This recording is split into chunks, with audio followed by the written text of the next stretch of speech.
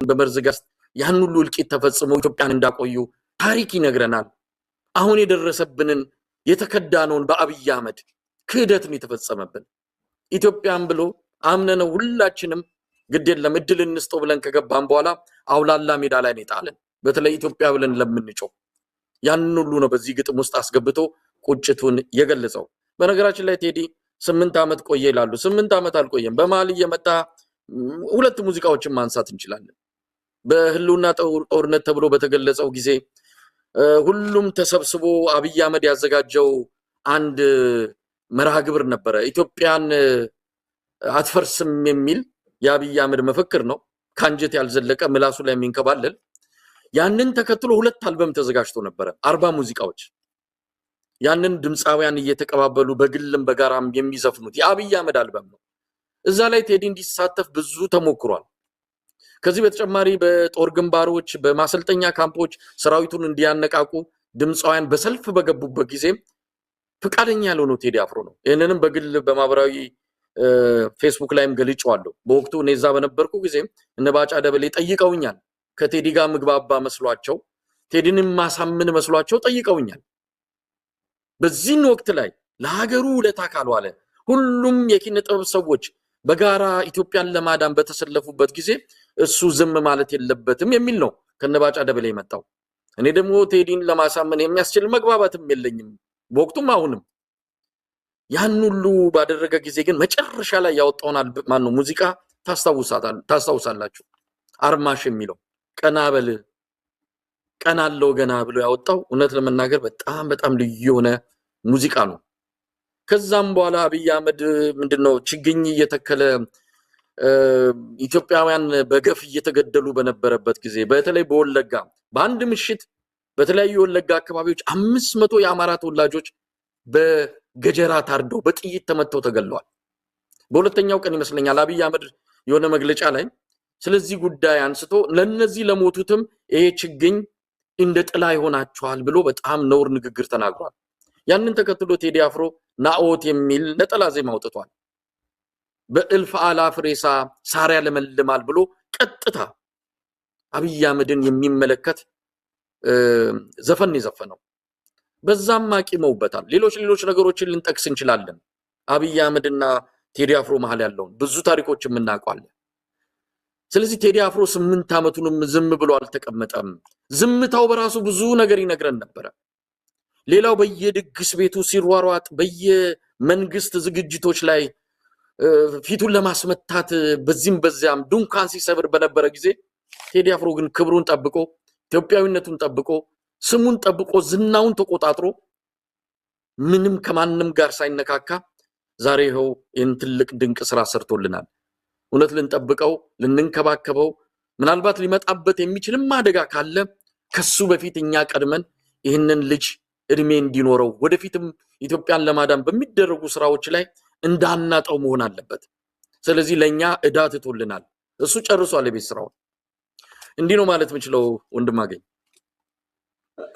መልካም ፈረስ ያደርሳል እንጂ አይዋጋም። እንግዲህ ቴዲ 8 ዓመት የተጨነቀበትን ነገር በዚህ መንገድ ወልዶልናል።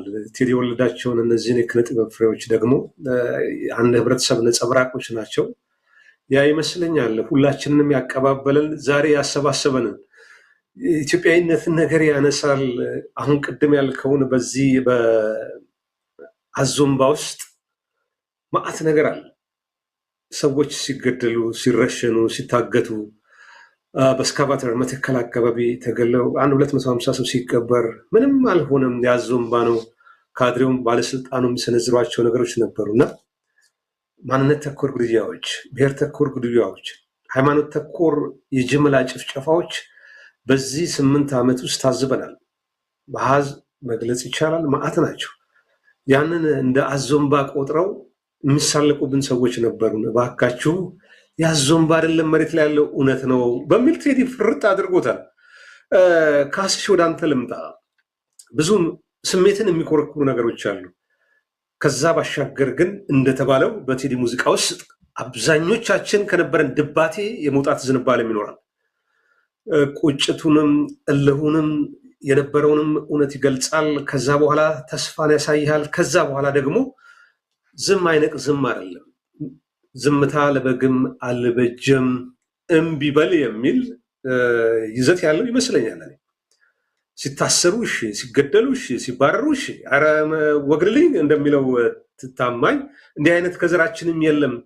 የአባቶቻችን ታሪክ ይህንን አያስተምርም ነው።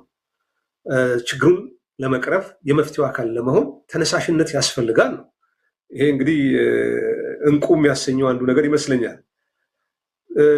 ጥበበኛ ብዙዎችን ወደ ጽድቅ የሚመልሱ እንደ ከዋክብት ለዘላለም ይደምቃሉ ይላል። ይሄ ቃል ለቴዲ ተገቢው ይመስለኛል። የዘመናችን ኮከብ ነው። በድቅድቅ ጨለማ ውስጥ የምናያቸው ጭል ጭል የሚሉ መብራቶች ብልጭ ብለው እንዳይጠፉ ደግሞ እነዚህን ከዋክብቶች መጠበቅ ይገባል። ካስሽ እንደው አጠቃላይ ቴዲ ካወጣቸው ሙዚቃዎች ውስጥ ያው ቅድም አንተ የኮረኮረን መሪማን አንስተሃል። ስምምነት ጉራጌ የሚለውም እጅግ ገራሚ ነው። በጉራጌኛም በአማርኛም ነው። ምን ይላል ግጥሙ? ከዘር ልቀን የምናይ አንድ ነን የማንለያይ አባይ የሞላ እየጎደል እኛ ከአንድ ኢትዮጵያ በቀር ምንም የለም። አንድ ኢትዮጵያ ልንሆን ቁርጥ ነው ዘንድሮ። ኢትዮጵያ የወጋሽ ወጋ የጎዳሽ ይጎዳ። አሜን። አንተስ እንዴት አየው? ቴዲ የጉድ ነው። ምናልባት በደንብ ሙዚቃውን ስለምትከታተል አንተ በደንብ ማብራራት ትችላል። ካሲ ወደ አንተ ልምጣ። አስታውሳለሁ እንግዲህ 97 2005 በፈረንጆቹ ቁጭ ብለን ተሰብስበን ይሄ ውታይ ያስተሰርያል። ከዛ ደግሞ ጎቢያኑ ባልደራሱ አልተገረሙ የፈረሱ ልጇ ሞቶ እናትየው የሚገልጽበት መንገድ ቢቱ ልቅሶ የጉራጌ ነው እና እያንዳንዱን ዘፈን ይሄ ፖለቲካ ነው ይሄ ፖለቲካ አይደለም እያልን ስንመትረው በራሳችን በዛች በሚጢጢ የሙዚቃ ፍላጎት ስንመዝነው 2005 በፈረንጆች ከ21 ዓመት በኋላ ስለዚህ ልጅ ልክ እንደ አዲስ ዘፋኝ ዛሬም ስለሱ እንወያያለን በዚህ ልክ ብዬ ምናልባት ኦቶባዮግራፊው አጠቃላይ ታሪኩ ላይ ነው እንጂ አንድ አልበም ላይ እንደዚህ አይነት እንደ ፊልም እኮ ነው የታየው። አይታችኋል ስንት 100,000 ሰው ሲጠብቅ እንደነበረ ሙዚቃው ሊለቀቅ በዚህ ቅጽበት ውስጥ አሁን ዳስጣል 1.6 ሚሊዮን ብዙዎች እኮ በ2 ዓመትና 3 ዓመት ወይም በ6 ወር የሚናፍቁት ቁጥር ነው። within an hour ይህን ያህል ኢንፍሉዌንስ ያደረገው ክፉ ነገር እኮ ተናግሮ አይደለም። እኔ ግርም የሚለኝ ነገር እሱ እዚህ ልጅ ላይ ስለ ፍቅር ለውጥ መቼ መጣ እንፋቀር ባለ ነው የተጣለው። እስር ቤት የተጣለው በወቅቱ አዲስ ነገር ጋዜጣ እየሰራው ስም አልጠቅስም የሌላ መደበኛ ሬዲዮ አዘጋጅ በጣም ታዋቂ ሬዲዮ አዘጋጅ አንድ ሰው ይሄ ልጅ ቴዲ አፍሮ ታስሮ ነበር ያኔ ገጭቷል አልገጨም ይከራከራሉ። ኳስ ተጫውተን ሻወር ውስጥ ነው የሚያወሩትና ያ በጣም የማከብረው ሰው ማን ግጭ አለው አለ። ያ ሰው የነዛ የባለ ጊዜዎች ደጋፊ ስለነበር ጭካኔያችን ዘመን ይለያየዋል እንጂ ሊቀየር አለመቻሉ ያሳዝነኛል። ሰሞኑንም የተመለከታችሁት ይሄ ልጅ ላይ እንዲዘመት እና እንዲቀበር የሞከሩ ሰዎችን ስታዩ ምናልባት ለቴዲ አፍሮ እንደ አንድ ሙዚቀኛማ ሐሳቡን መግለጽ አለበት። መናገር በሙዚቃው በጥበብ ካልተነገረ መንግስት ስህተቱን እንዴት ያያል ይጠቅማል ብለው ሊከራከሩለት ኢቭን የመንግስት ደጋፊ ቢሆኑ የሚገባ ሰዎች ልክ አሁን ሃይማኖት እንደቀየረው ወጣት ተዘመተበት። መሳይ ያነሳው ትልቁም ነገር አለ። ነጠላ ዜማ